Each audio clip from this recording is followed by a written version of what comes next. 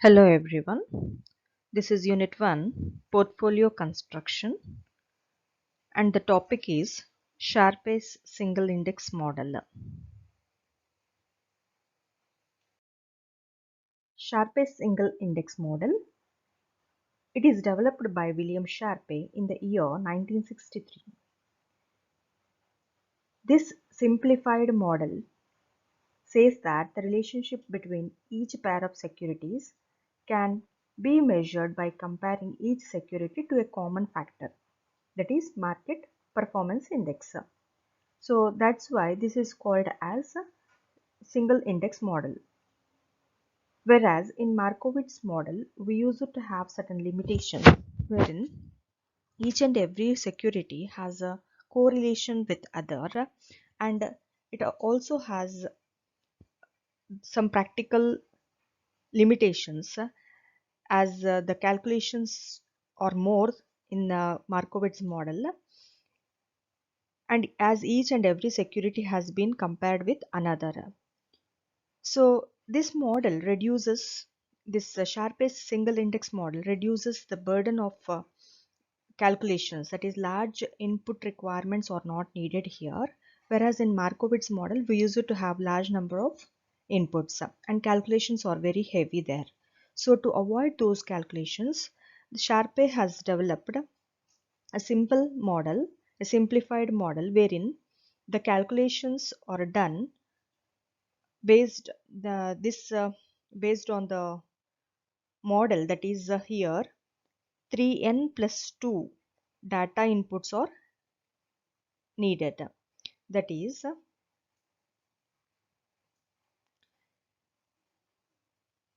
here in Markowitz model it was, here I'll give an example. Suppose if there are 50 securities, then according to Markowitz model it requires n into n minus 1 by 2 inputs, that is here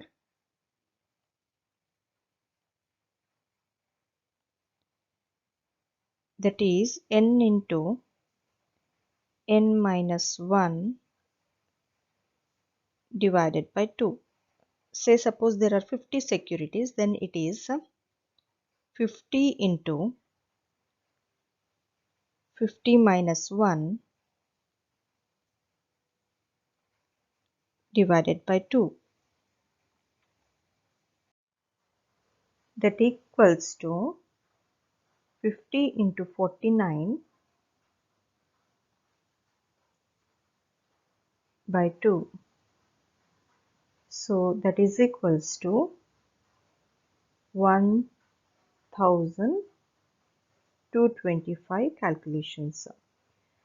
So this is according to Markowitz model. Whereas this is according to Markowitz model. Whereas in Sharpe's single index model, it requires only 3n plus 2 data inputs. 3n plus 2 data inputs, that is equals to 3 into 50 plus 2, that is equals to 150 plus 2 is equals to 152. So here you can see a big difference in calculations. So according to Markowitz model, it is 1225 inputs are required, whereas here only 152. And also in Markowitz model, the correlation of each and every security should be determined. That is, suppose if you have three securities A, B and C, then the correlation with the A with B and B with C, again C with B and B with A, and also A with C and C with A should be studied, or the relationship should be known. But according to Sharpe's single index model, here a single factor, that is market,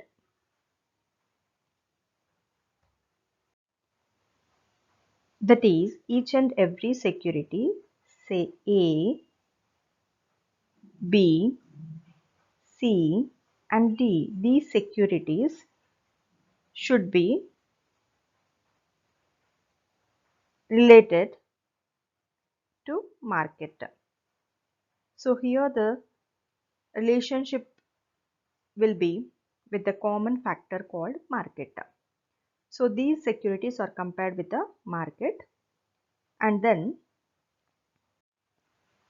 this is a single factor, that is market, and that's why all the securities with those are compared with the market or index, and that's why this model is called as Sharpe's single index model.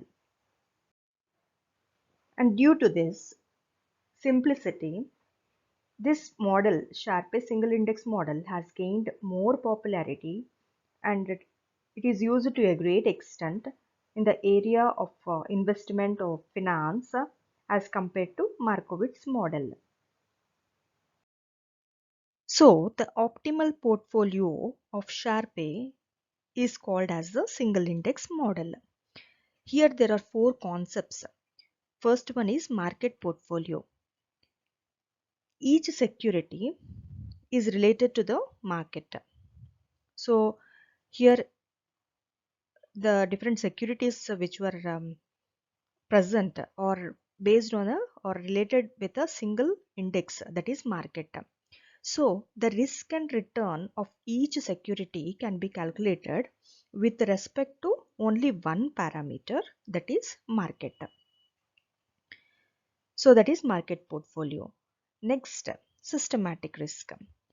So the risk which cannot be controlled, and this is usually due to the macroeconomic factors or all over market wide factors, and these are which are not or uncontrollable by the company. So that is called as systematic risk, and it is denoted by beta. Next, unsystematic risk. This is usually due to the company's performance, or it is related to micro factors. Here the risk depends upon the companies, and it can be controlled, and it will vary from one company to another company based on the performance of the company. So that is unsystematic risk.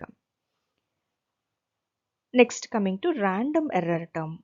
So this is due to the various other events or extraordinary events like mergers and acquisitions, and it is denoted by EI.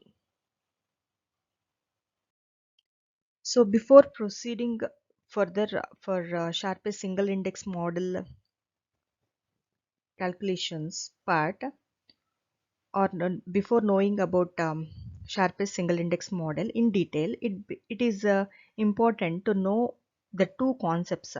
One is systematic and unsystematic risk, and another one is characteristic line. So coming to systematic and unsystematic risk. So here the portfolio theory looks at the investment risk from a different angle. It divides the total risk as market risk plus unique risk, that is the market risk plus unsystematic risk,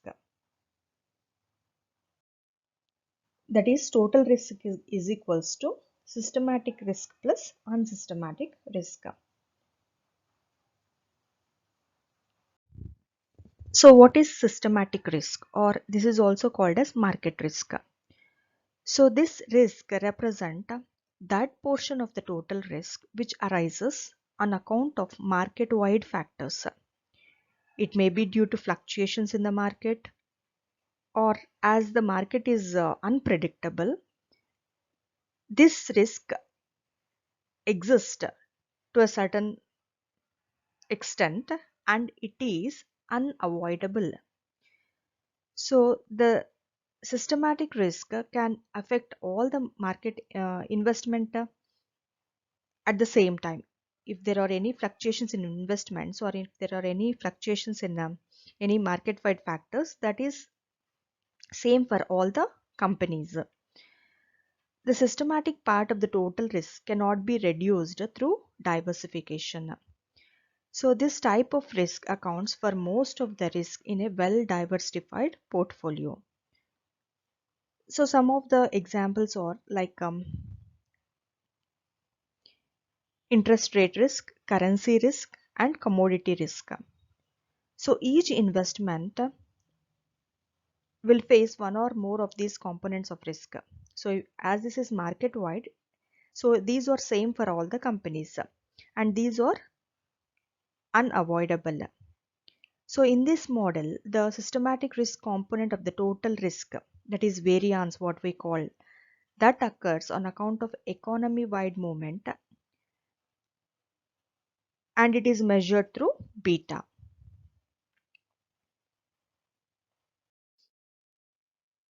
Unsystematic risk, it represents a component of total portfolio risk that arises on account of company wide factors. So their systematic risk, we have studied it as market wide factors. Here it is specific. So it is company wide factors.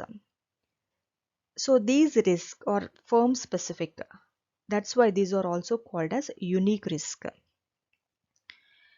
So these factors may include events such as development of a new product or labor strikes or emergence of a new competitor. And these are primarily affect the firm's specific factors and not all the firms in general, because as it is different from one company to another company. So this type of risk can be, it can either be eliminated completely or reduced through diversification.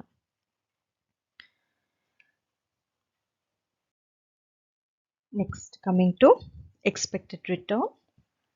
So how to calculate the expected return using Sharpe's single index model.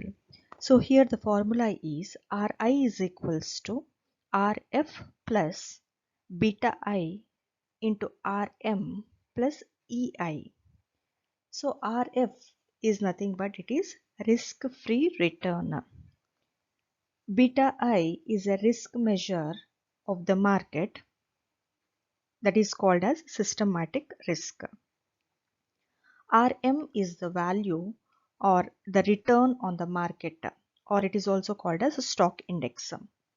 And Ei is the residual factor which cannot be specified.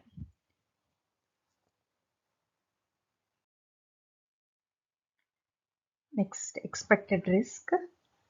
So here it is the total risk is the combination of systematic risk and the unsystematic risk. So for that, first you have to know the formula of systematic risk. So that is, systematic risk is measured by variance. So standard deviation I square is nothing but it is variance, that is equals to standard deviation m square into beta I square. So this is nothing but variance of individual security. This standard deviation I square is nothing but variance of individual security, and standard deviation m square is nothing but it is variance of market, and beta I square, it is systematic risk.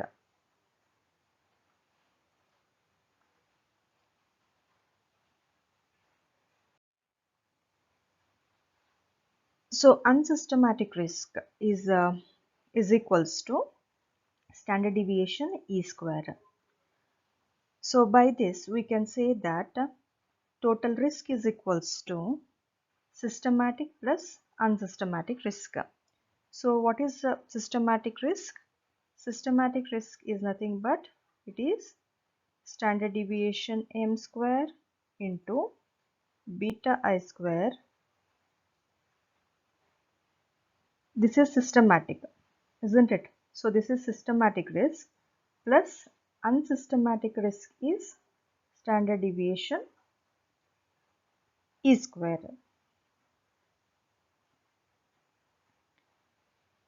So this is variance of market into systematic risk plus unsystematic risk. So therefore total risk is equals to systematic risk plus unsystematic risk. So systematic risk is standard deviation m square into beta I square plus unsystematic risk is standard deviation E square. So this is the total risk or expected risk of a security.